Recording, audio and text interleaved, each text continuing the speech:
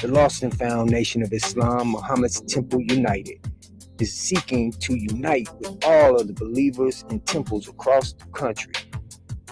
If you are a member or a part of a temple, or if you have a temple, contact us and let us unite one nation under one way of life. Islam is taught by the Honorable Elijah Muhammad.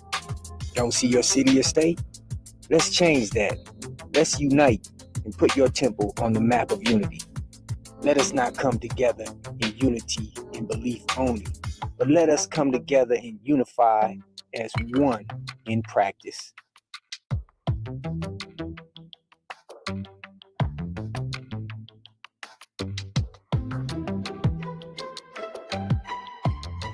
The time is now, black man and woman.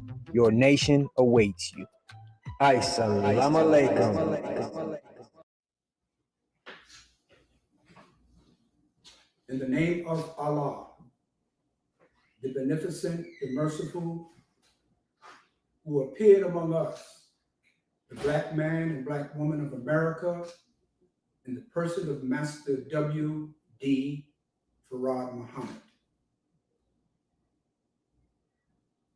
And in the name of his messenger, that he raised up among us the most honorable Elijah Muhammad. I greet you, our listeners, our viewers, in the greeting words of peace and paradise, because that's what we want everyone to have. I greet you in that holy language of Assalamu alaikum. That means peace be unto you. At this time, brothers and sisters, we'd like to welcome you to our Sunday lectures. This is sponsored and brought to you by Muhammad's Temple of Islam United. And we are the brothers and sisters of the Nation of Islam who follow the teachings of the Honorable Elijah Muhammad in the religion of Islam. We welcome you. We ask that you take a few minutes to be with us. Call a friend, a relative, someone you know, and say, listen, Sunday lectures is on, and you need to hear what we have to say. We are taught, or we have been taught by the Honorable Elijah Muhammad to always open our meetings in prayer. We don't believe that everything that we do on our own. We believe that Allah, the all-wise, the true and living God, not a spook, that he guides us and protects us as long as we come in his name. So we open up in prayer, asking for his guidance. So brothers and sisters, whatever religion you believe in, whatever God that you pray to, we ask that you join us in the Muslim opening prayer. Surely I've turned myself to thee, O Allah, trying to be upright to he who has originated the heavens and the earth, and am not of the polytheists. Surely my prayer, my sacrifice, my life, and my death are all for Allah, the Lord of all the worlds.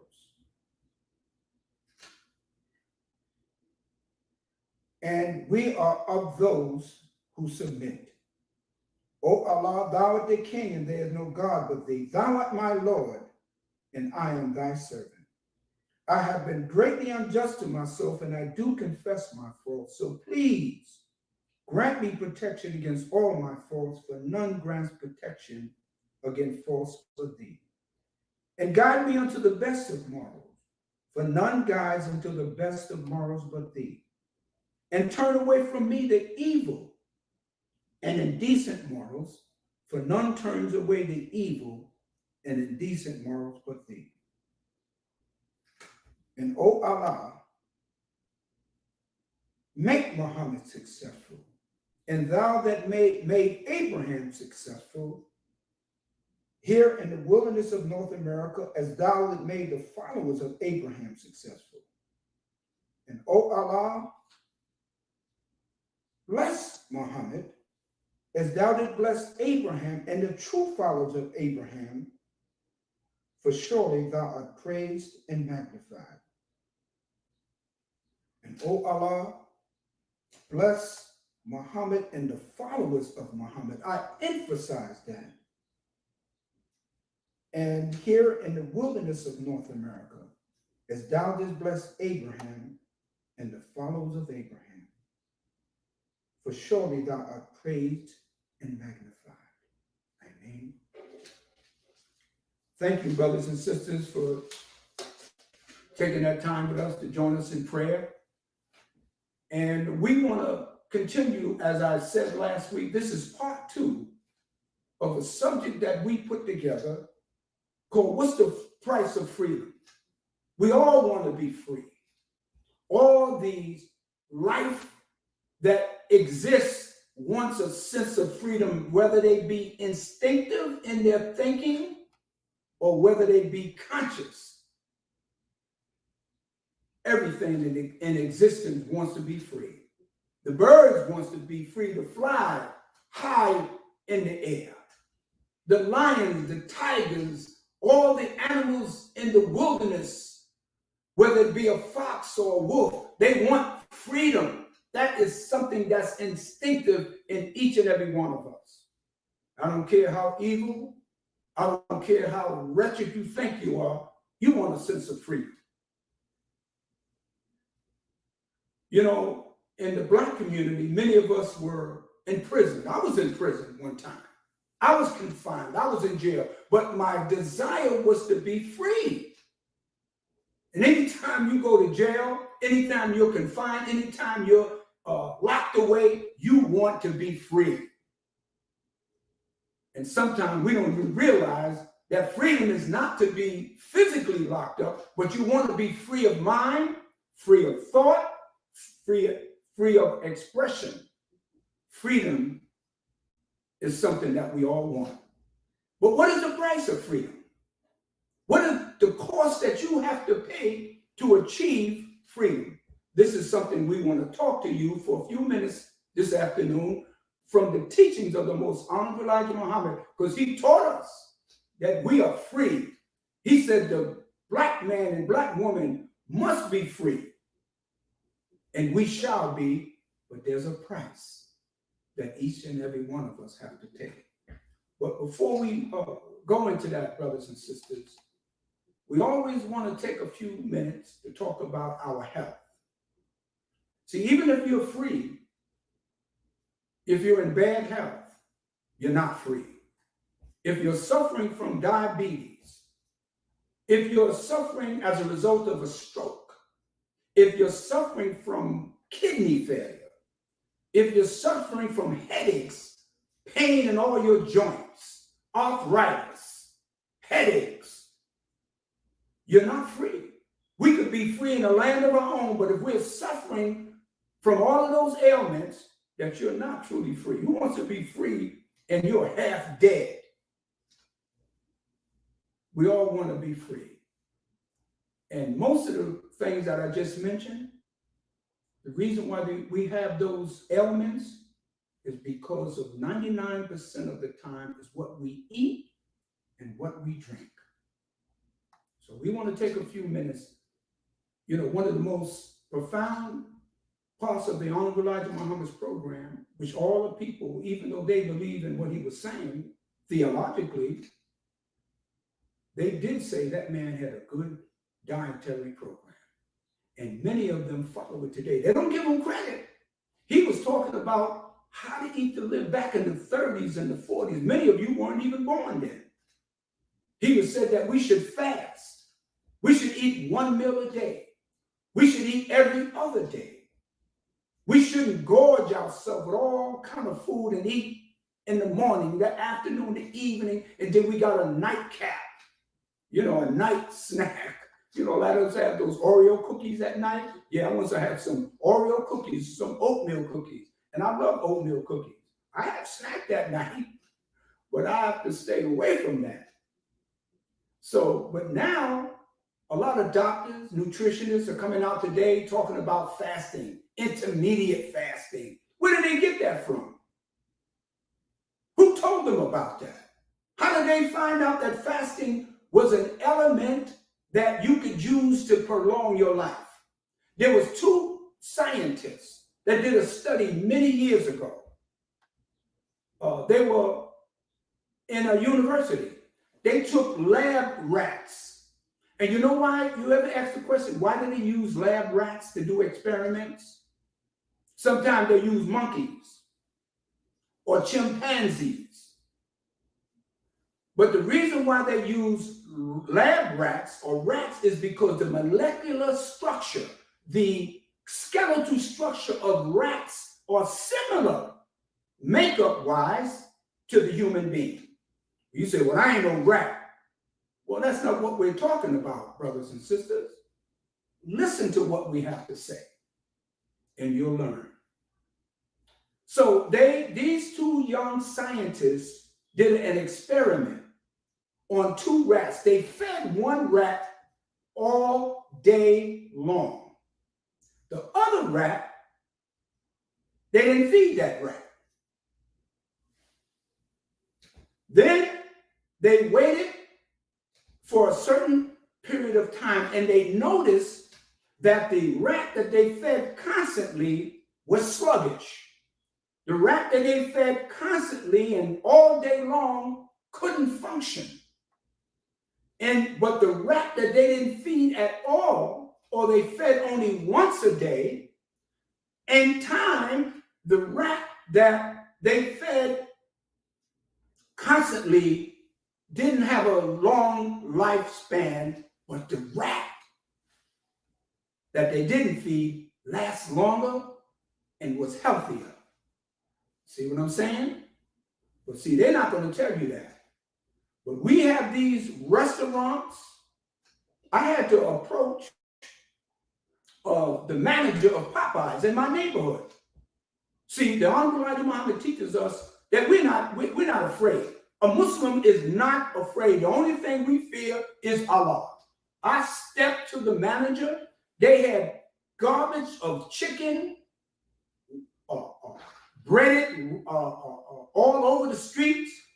And I said, listen, I live on this block. I have family members that are here. I have neighbors that are here. And you cannot dump your garbage without us talking to you and letting you know you can't do this. This is not your neighborhood. But all of that grease, you should have seen the grease. You should have seen the chicken. It looks so filthy and nasty. I don't understand how our people can go in there and eat that. And now I know you're saying, don't be messing with my Popeye chicken, brother minister. No, but we have to understand, you got to live and be healthy. He has a book, and I always put myself in the front of this, called How to Eat to Live. This is a book. I have it right here. You need to get a copy. Let me just read what he has to say. He said, you cannot replace your stomach. It takes 24 hours, sometimes 72 hours, depending on what you're eating, to digest a meal. Because your stomach is very delicate, and it has chemicals, it has juices, it has acids that break down the food. But if you're eating all day, all night, your stomach is constantly working, and it doesn't have time to even break down the food. So this is why you see men with those fat stomachs look like they're pregnant. Men, young men with these big stomachs. You know what that is? That's nothing but backup. That's nothing but what you should have discharged in the bathroom that morning. That's what's in your stomach. Okay? Now, a cow, a horse, a dog, a lion, all these kind of animals, they have strong stomachs. They can eat all of that stuff because they have juices and acids that can break that stuff down because they have a different biological makeup. But you, black man and woman, you're human being. Our stomachs are very delicate. That's why you always say, no, my stomach hurts. Because that stuff is backed up in you. We must remember, the Honorable Elijah Muhammad said, if we are to live, it depends on what we eat and what we drink. And he said, God has taught me in the persons of Master Farad Muhammad, to whom praise is due forever, how to eat to live. 1 meal a day, but not just 1 meal a day, but proper foods. A lot of fruits, a lot of vegetables you should eat, and stay off that pig. I happened to go by a store one day. I didn't know they were still doing that. You know, I've been in the nation from the time I was about 15 or 16 years old. And I came up in a time, in my house, there was black-eyed peas and neck bones and pigtails and all kind of stuff my mother cooked. But here, over 40, nearly 50 years later, I went by a store in the black community, and they had a big sign up, soul food, black-eyed peas, neck bone, hog-age cheese. I said, they still selling that? Pork ribs, pig knuckles, pigtails, hog maws and chitlins. They are still, that's slave food. That's guts that you're eating when you eat chitlins, and nothing but the pig's guts. That's what it is. And it doesn't make you look healthy. Your eyes are red, you know, all those, your eyes are yellow. So brothers and sisters, eat to live and not to die. And we are dying more than any other people around us.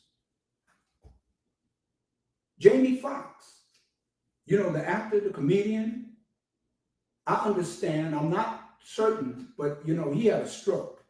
Some say it was a brain bleed. That's the toxics in your blood that's not allowing the oxygen to reach your brain. And then a blood clot forms. I lost my wife's brother. Me and him came in the nation together. Brother James C31X. We lost him. He had a brain bleed. And us Muslims, we know better. And I'm telling you, brothers and sisters, we have to do better.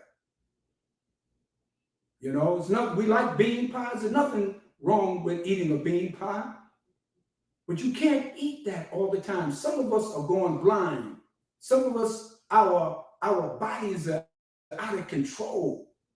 Because, see, we are used to, Muslims, we are used to eating the proper way. So when you deviate, your body reacts to it different than a person that's been eating wrong all their life. You know, sometimes I look at our brothers and sisters on the street, I say, what's keeping them alive? You know, they're walking down the street, they're eating all day, they're drinking Hennessy, they're drinking beer, they're drinking wine, they're snorting coke, they're shooting dope, they're smoking crack. And I'm saying, what's keeping them alive? Their bodies have become immune to a lot of that stuff, and it's really breaking it down, and it is just a matter of time when that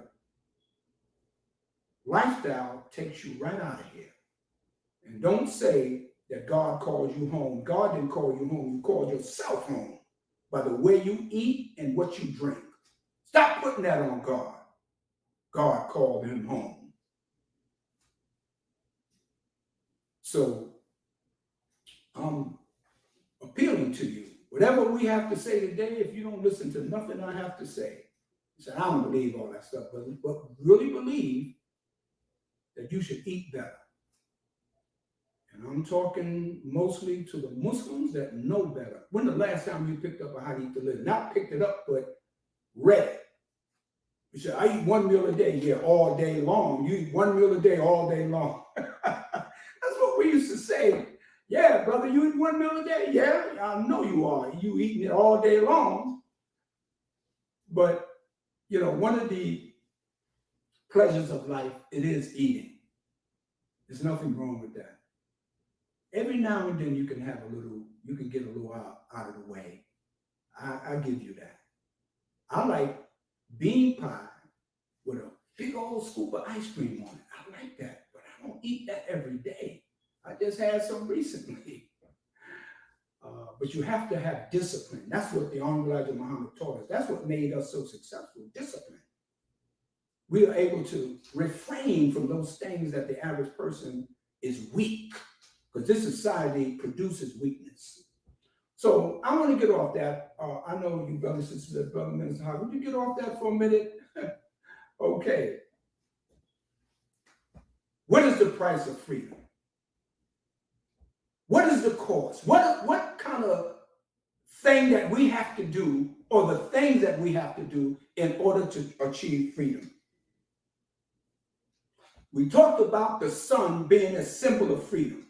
The sun is 93 million miles from the earth, but its rays strike the earth and lets all the planets in its circumference. All the 9 planets spin and function because of the light of the sun. That's freedom. And the sun is able to produce vegetation and keeps the earth warm and keeps us alive. The Honorable Elijah Muhammad said, if the sun dies, then everything in its sphere, in its circumference, will die in the area or universe that it's set in. Okay? So we respect the sun and the job that the sun does. That's freedom. But we're living under a people, the American white man, that don't respect freedom. He wants to subjugate everyone to his rule and his dominance. That's not freedom. Mr. Muhammad, who said he met God in person, said that God came to teach him to free the black man and woman from the clutches, first mentally, from the white man's rule. But he said, in order to get freedom, you have to have a divine solution to achieve that freedom. What do you mean a divine solution? It can't be just ordinary. It just can't be on a certain level. Okay? I hope you're still with me, brothers and sisters. We're not here to just talk, but we want to give you some information. A divine solution means it has to be from God himself. It has to be on a high level, on a moral level, on a very high advanced intellectual level, that the freedom will not just free you for that moment, but will free you indeed and for generations to come. All praises is due to Allah. The price of freedom. What is a price? When you go to the store, whatever store you go buy a pair of shoes, a shirt, some groceries, they give you a price for that. If you don't want to pay the price for those items, they tell you, well, you have to put that back. You buy a loaf of bread, some meat, some cheese, some coffee.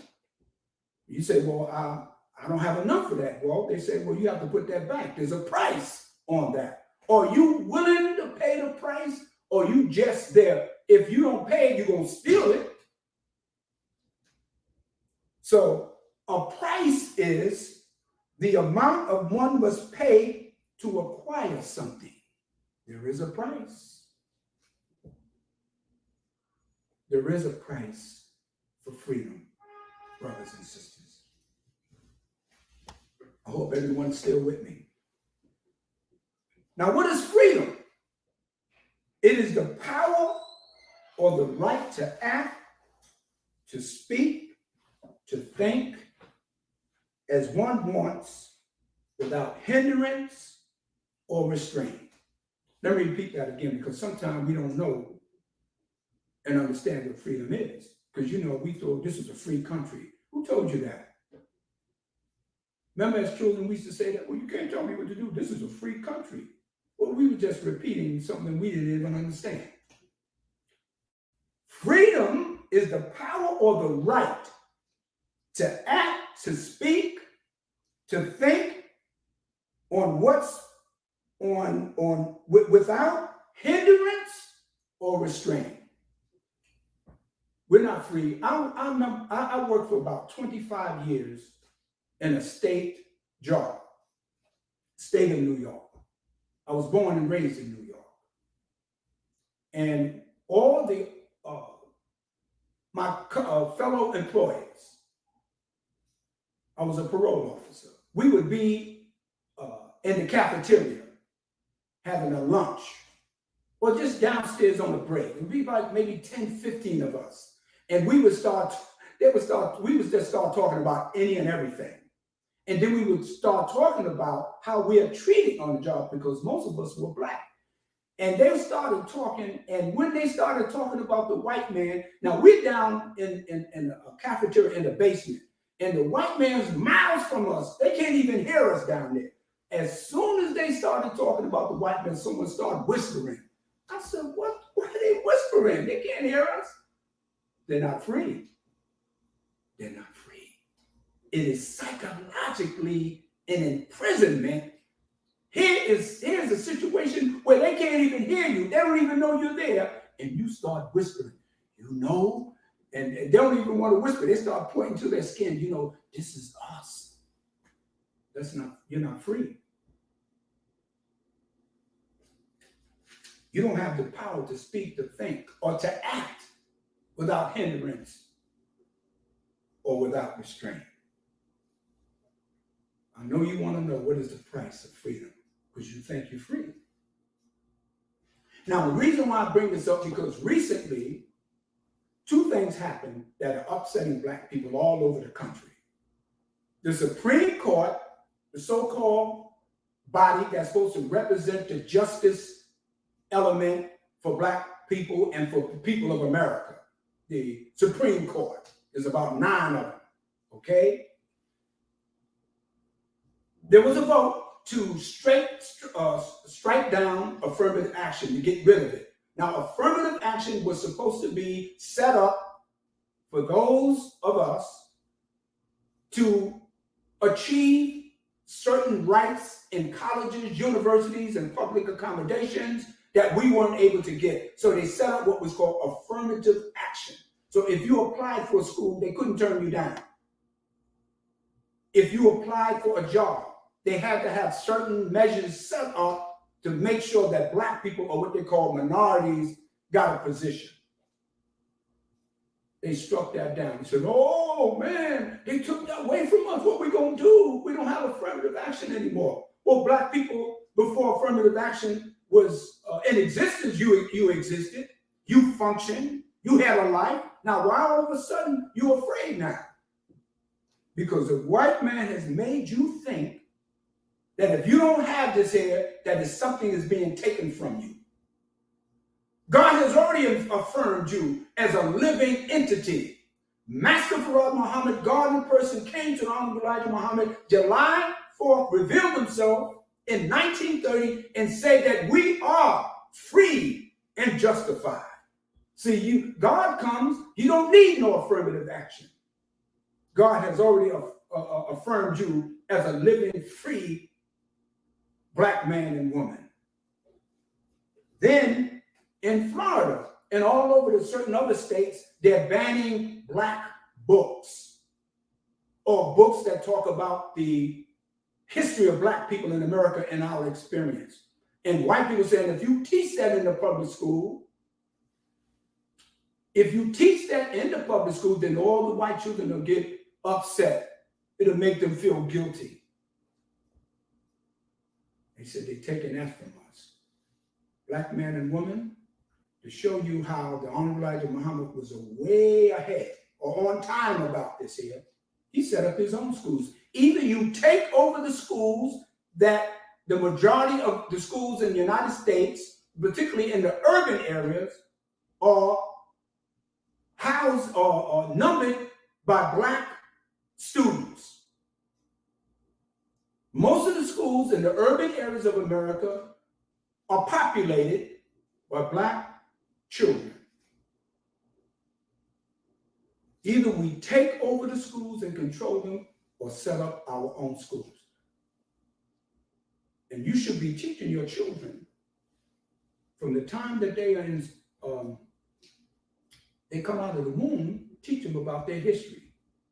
You got to let them know.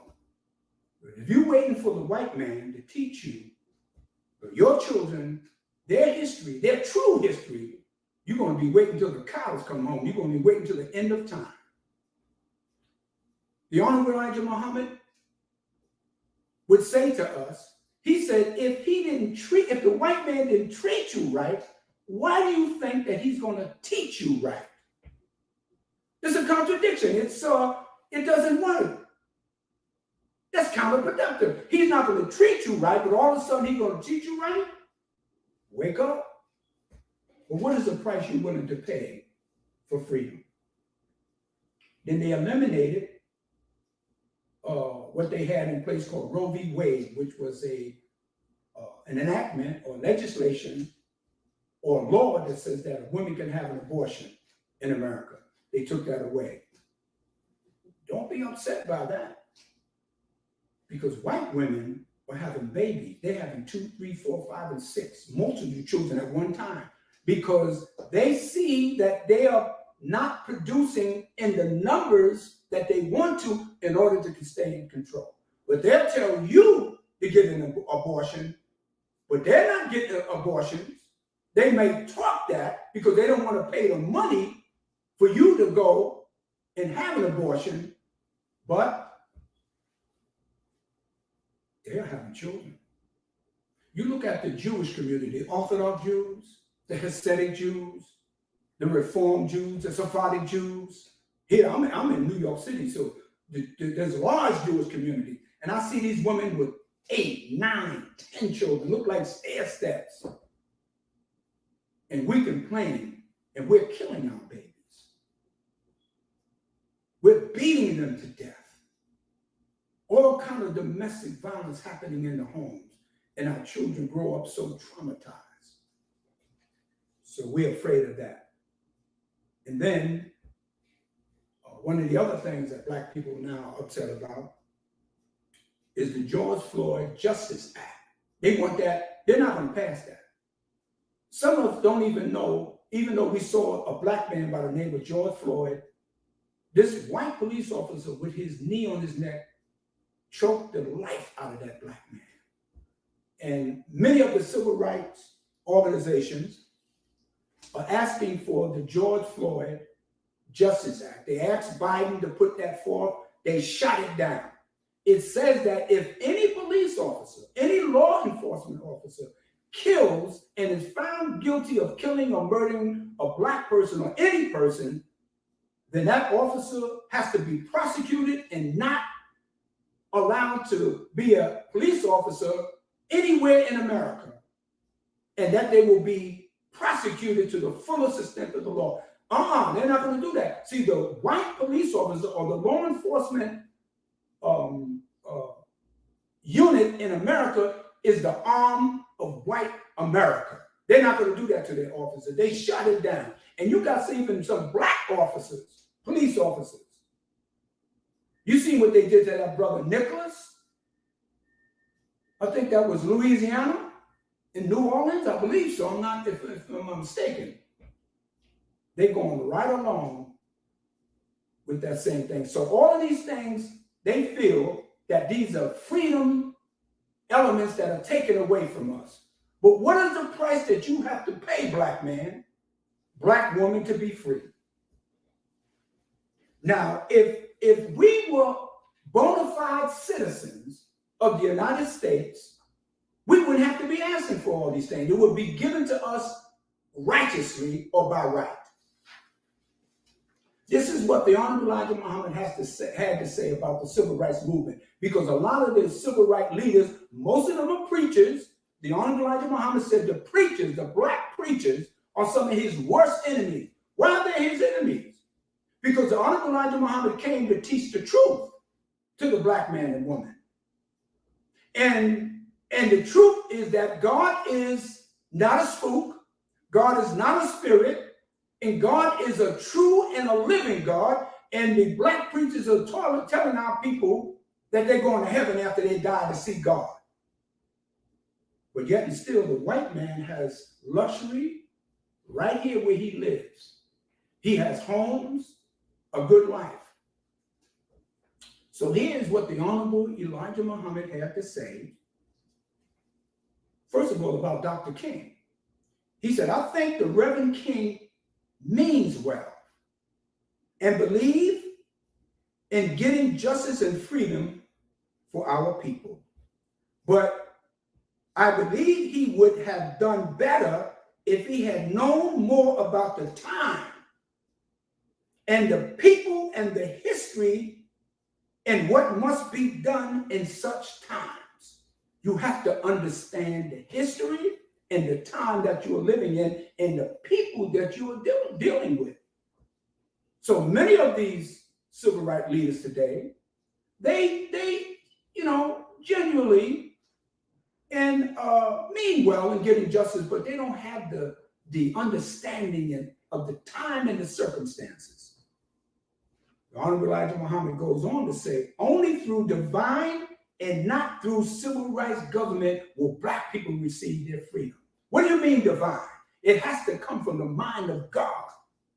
Because what if it comes from other than that, it's limited. It's limited and it won't last.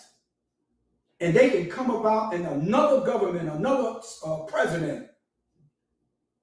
They can remove Joe Biden and come in with a whole new kind of system that would deny you of everything that you ever thought you wanted. But see, God will give you everlasting life.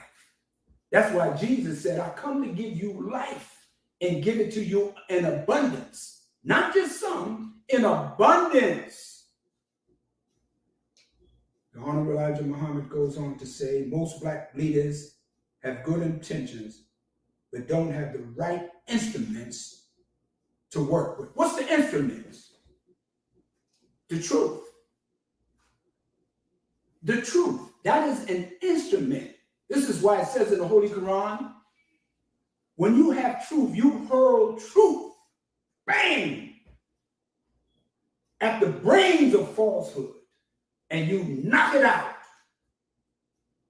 Because falsehood is forever vanishing. So when truth comes, falsehood vanishes. What we thought at one time, we were in darkness. But a great light has come through the teachings of the most honored Elijah Muhammad and allowed us to understand we really wasn't free. You heard me mention, to show you we're not free, that's why you have to study, brothers and sisters, and know what you're talking about.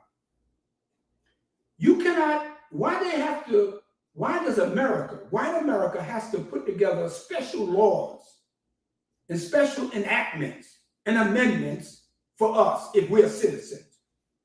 Let me show you we're not a citizen. When they put together the Constitution, those white so-called, we don't call them our forefathers, because they're not our forefathers. Our forefathers were kings. Our forefathers were rulers of justice and freedom. Our forefathers were brought here in America over 400 years ago and literally taken everything from them, everything that was taken from them. So they had to put together in the Constitution after 1865, when Abraham Lincoln so-called freed us, they had to put together the 13th Amendment, which was ratified in 1865 on December 6th. It said, this was the ratification. It says, slavery shall forever be abolished as an institution in all states and territories. Listen, this was 1865. Slavery shall forever be abolished as an institution in all states and territories. Now, that was the 13th Amendment. Before that, an amendment is something that is extra put into something in order to not eliminate, but to push and understand what was done in order to make a special adjustment to what they had already put in law. But in section 1 of the Constitution, it goes on to say, to show you we're not free, brothers and sisters, neither slavery nor involuntary servitude shall exist except as a punishment for a crime whereof the party shall have been duly convicted. Listen to that word, convicted, and shall exist in the United States or any place subject to their jurisdiction. Otherwise, slavery should not exist except if someone commits a crime and is convicted. They put that in there so we were still in slavery. You know how I know? And you know how you know is because the penal system, the penitentiary system, the jail system, the penal system in America is filled with black men and women who have been, what does the amendment say, or section 1? Convicted of a crime. So they never wanted you to be free. So we are stacked, we are packed, we are crammed and jammed in the penal system of the jail system in America that is controlled by private industry. Some of you got credit cards, Chase, MasterCard, Discover Card. Some of us got stocks on the stock market. Do you know many of them own a lot of those prisons in America? They are financed by these credit companies and these Wall Street investments. This is true. So you're not free because you're in jail. You've been convicted. You've been subjugated to modern day slavery. You've been put on a plantation called a modern plantation called America. Let us understand all praises due to Allah. Beautiful when you understand. But what is the price of freedom? Mr. Muhammad laid out it to justify that we must be free, not just free in name. Not because we live in a fine home, we drive a fine car, but we must be free indeed. Some of you own a home or own homes. Listen to me.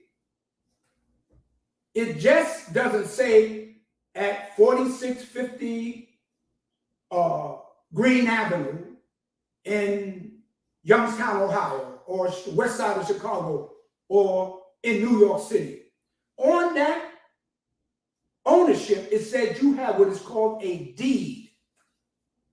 A deed represents that you, in fact, even though there's some other questions about a mortgage, it says that you are the owner. You have the deed. You have possession of that house.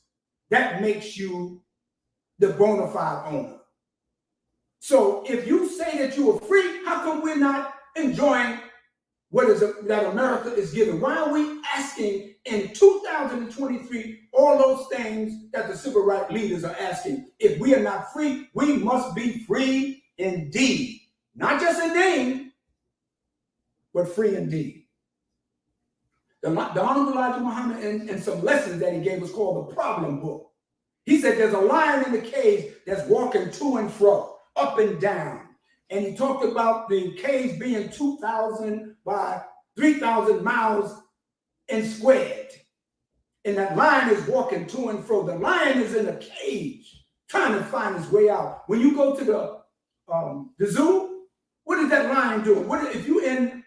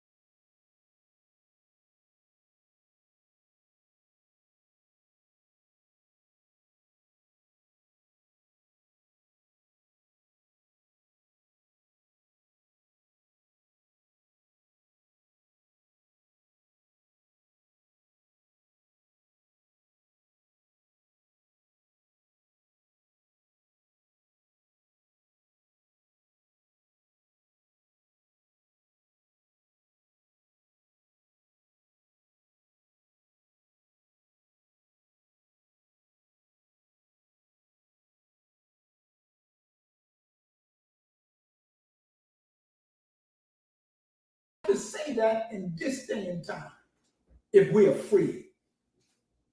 Because the Honorable Elijah Muhammad said freedom has to be in deed. See, the freedom starts in your mind first.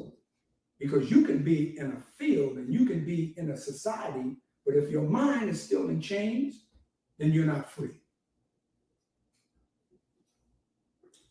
The first knowledge you should have is the knowledge of God and who God is. And know that God is in you, with you, and around you, and a part of you. See, we look for God outside of ourselves, but then we read in the book of Genesis, in the beginning, God was the Word, and God was the Word, and God made Word flesh. And the Word became flesh. And God made man in the image and the woman in the likeness after himself. This is in the book of Genesis. Go check it out. Yet, we think God is outside of ourselves, and the book is really telling us that we are God. Well, you say, oh, Brother Minister Haqq, you're going a little too far now. Man is corrupt. Woman is corrupt. We're evil. How could we be God? That's another subject. I can't get in that today, but the book already told you that you are after the image and the likeness of God. If you are after the image and the likeness of God, and your image and God is a living entity that is omnipresent and everywhere, and you are after that likeness, then what does that tell you? You are image and the likeness of God. You are God manifested. So it starts here. This is why we tell the brothers and sisters that are in prison, I want to be free. I want to get out. But if you haven't freed your mind, you can still be in prison, walking down the street. You have to have the knowledge of self, who you are. What is your origins in the world? Where did you come from? What is your purpose? What is your aim and objectives on this earth? Just to hang out on the corner? Just to go to school? Just to buy a big house? Just to get a master's degree or a science degree or PhD? Is that your purpose? You have to know, in order to know your purpose, you have to know who you are. One of the first things that the Honorable Elijah Muhammad asked Master W.D. Farad, he said, who are you?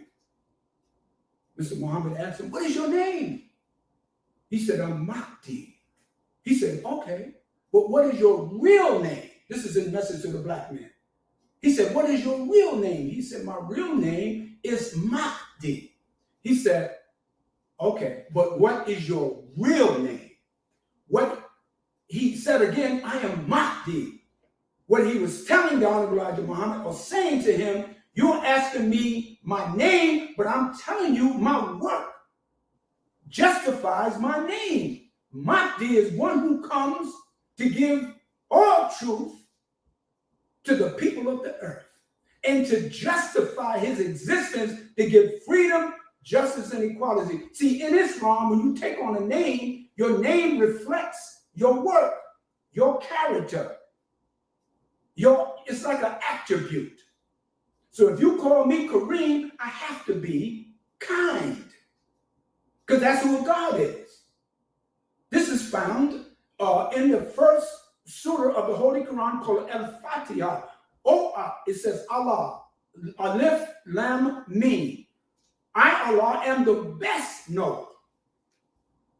See, there'll be other people that know things, but God is the best knower because he's able to figure out things and give us the true freedom and equality that we need. Then it says, to be free, you must know who the devil is.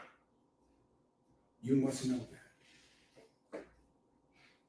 We're moving, brothers and sisters, towards our conclusion. But listen to me.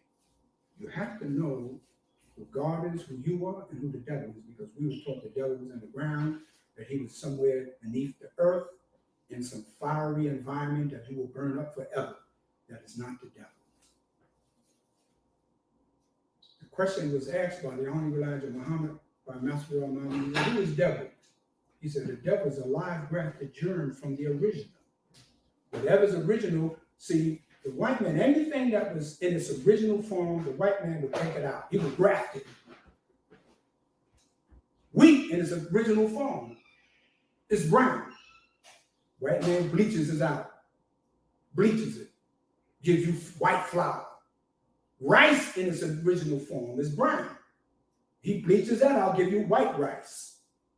Everything that was in its original form is grafted and changed, diluted, because that's the nature of the white man, to change things and make it fit. And what he does is he makes a profit off of those things, so you don't have to pay the kind of money that it takes to keep something in its original form. We must demand freedom and work to achieve that freedom. But what is the price you have to pay? Recently, another thing that upset Black people, on July 7th, three of the survivors of the Wall Street massacre of Black people in Tulsa, Oklahoma, they had a lawyer that represented them in court for reparations, for retribution for what had happened to them. I don't know what the lawyer put in his deposition, but the court struck it down. And here's a sister that was there who's 109 years old.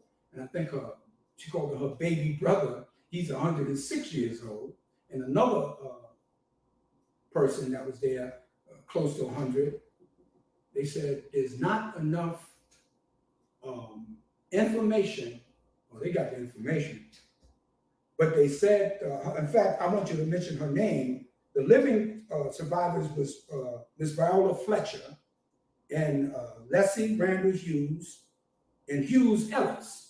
They were the members. But the court said that the information that they presented does not warrant for them to receive any kind of reparations for what they experienced, where over 300 Black people were murdered. Murdered. I said it, murdered, because they dropped a bomb on them. The Honorable Elijah Muhammad said, once you have tools of freedom, you will use those tools to free yourself. That's why he gave us a 12-point program that from 1 to 12 made it necessary for us to be free. One of the jobs of Moses was to free the children of Israel. It's found in the book of Kings and the book of Exodus, to free them from the clutches of Pharaoh. Moses got them to the Red Sea, into the Promised Land. And he handed it over to his brother, Joshua. Joshua was pointed out by God that Canaan would be for the children of Israel. But God said, all of that in Canaan belongs to you. But you have to go in, but you have to fight. And there were some walls in Canaan. There was a place called Jericho. And Joshua had to fight the battle of Jericho. He had to beat on the walls. The walls represented opposition. The walls represent the denial of freedom for the children of Israel. And God told Joshua to bang on those walls. And that's why you had the song, Joshua fought the battle of Jericho. Jericho. Joshua fought the battle of Jericho, and the walls came tumbling down.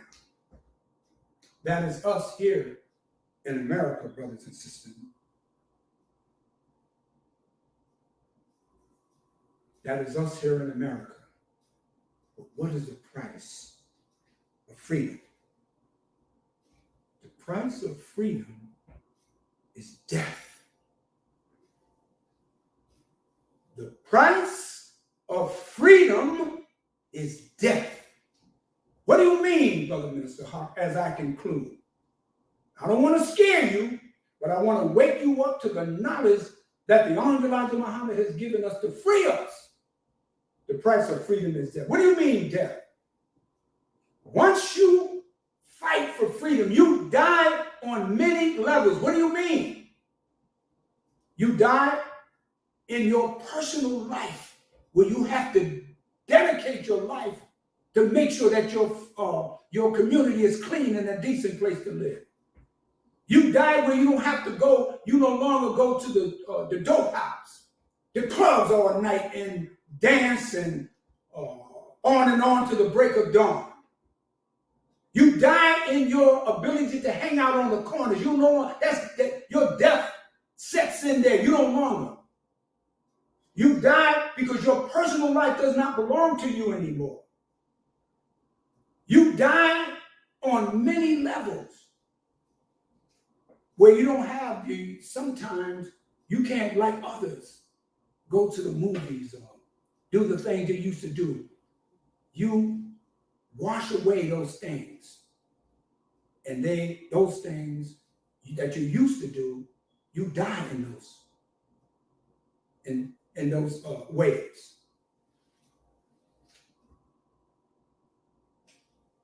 And then there's the ultimate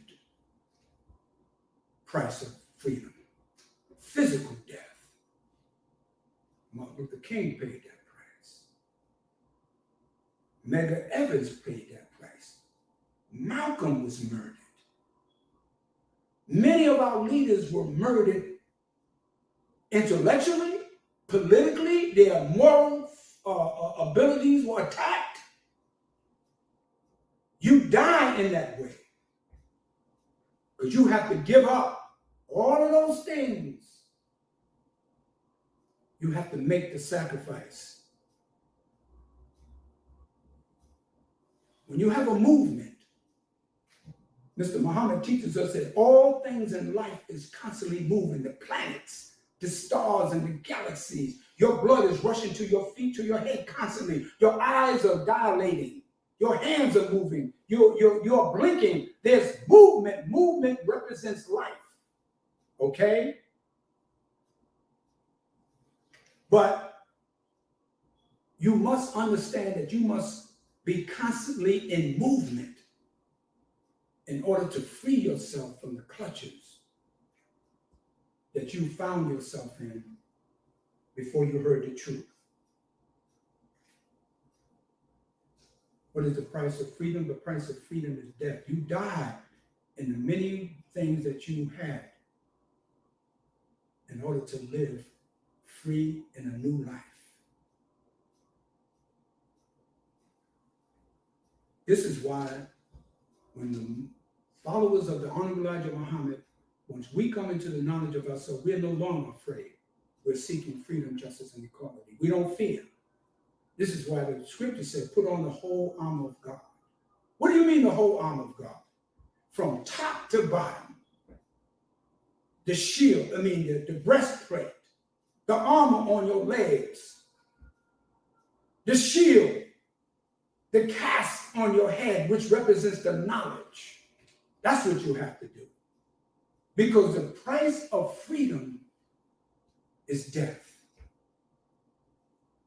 But the reward that you pay for freedom is money, good homes, friendship in all walks of life, freedom, justice and equality, love, life, and the pursuit of happiness that we were never told that we would get, that we have to get it after we die. You can get that right here, right now, if you're willing to pay the price of freedom. The Honorable Elijah Muhammad put together a movement called the Nation of Islam. He was given to that task. He said that when Master Farad Muhammad came to him, he offered Islam as an alternative, and he accepted it. And the Nation of Islam became a movement. That's why some of these people, they have movements, but what is the price that you have to pay? What is the price of a movement? Not just momentarily, there's sacrifice that you have to make. There's many things that you may have to give up in your life. So brothers and sisters, do you want those things that represent freedom, justice, and equality? or you want to stay enslaved, because the price of freedom is death. You die in many other ways, but you have life in a greater level. And maybe it's good that the white man has taken all these things to make you understand that he has taken all those things for you to make you understand what you have to do for yourself. Maybe it's a good thing. So are you willing to pay the price? Because God has come through the teachings of the Honorable Abdul Muhammad to give you those things that you are rightly deserve, and to put the black man and woman back on their throne. God is with us if we are with God. Pay the price, and you will not regret it, because freedom is yours. So as I close, that I came to you in the name of Allah, the Beneficent, the Merciful. I bear witness that there is no God but Allah, who appeared in the person of Master W.D. Farad Muhammad, and I bear witness that the Honorable Elijah Muhammad is this true servant and messenger. I greet you as I close, brothers and sisters, in the greeting words of peace and paradise. Assalamu alaikum. Thank you, brothers and sisters, for listening to me today, or whatever time it is in your jurisdiction. And I hope that I didn't in any way disrespect you or your family or anything that I may have said. Our intentions is to give you the truth. The Honorable Elijah Muhammad said that Master Muhammad told him that your only job is to deliver a clear and precise message to the black man and woman of America. If none of them accept, you have done your job. So that's what we're doing. Whether you accept it or reject it, brothers and sisters, if you want to be free. So you will be given some information after we officially close out in prayer, about how you can learn more about the teachings of the Honorable Elijah Muhammad, what we had to say, how you can get involved, and what you can do to help continue these words and this movement called the Nation of Islam. So brothers and sisters, join me in a closing prayer. In the name of Allah, the Beneficent and Merciful, all praises is due to Allah, the Lord of the worlds.